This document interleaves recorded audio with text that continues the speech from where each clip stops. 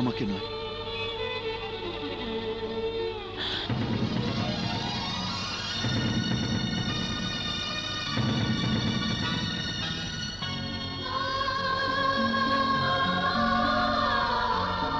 আমি তোমাকে অনেক অহংকার করে বিয়ে করতে চেয়েছি,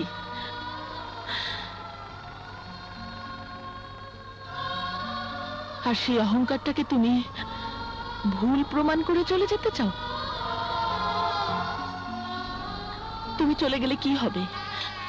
হয় সানি, না হয় সানির মতো অন্য কেউ কোটি টাকা দেনমোহর দিয়ে আমাকে বউ করে নিয়ে যাবে। তুমি কি ওই কোটি টাকার কাছে আমার অহংকারের এই তোমাকে বিক্রি করে পালিয়ে যেতে চাও?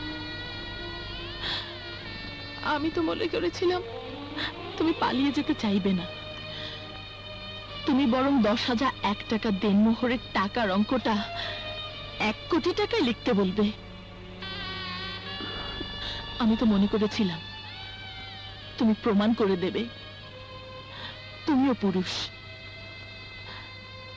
তুমি ওদের চেয়ে কম কিসের? তাই বিয়ে করতে এসে বউ রেখে নয়, বউ করেই আমাকে নিয়ে যাবে। কোটি টাকা একজন পুরুষের জন্য কত টাকা? খুব বেশি টাকা নয়। আমি যদি 100 কোটি টাকার মেয়ে হয়ে তোমার জন্য বউ সাজতে পারি, তা ঘরে নিয়ে যাবার জন্য কোটি টাকা দেনমোহর দিতে পারবে, এ আমার বিশ্বাস। ইকবাল, বলো বলো ইকবাল, ওদের সামনে আমাকে ছোট করবে না? আমি ওদের সামনে তোমার হার মানা দেখতে চাই না। ইকবাল, তুই ভয় পাচ্ছিস কেন? তুই চৈতিকে বলে দে তোদের বিয়ের দেনমোহর 1 কোটি হবে। তুই আমাকে কথা দে, চৈতির এত বড় বিশ্বাসটা তুই মিথ্যে করে দিবি না।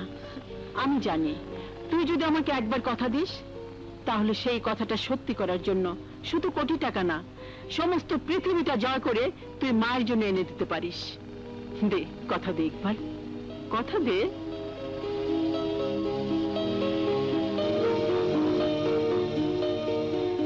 ঘটনা কি?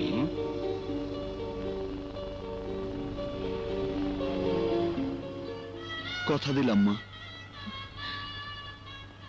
চৈতি আর আমার বিয়ের দেনমোহর 1 কোটি টাকা।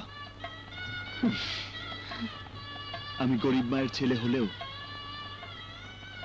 চৈতি হবে আমার কোটি টাকার বউ।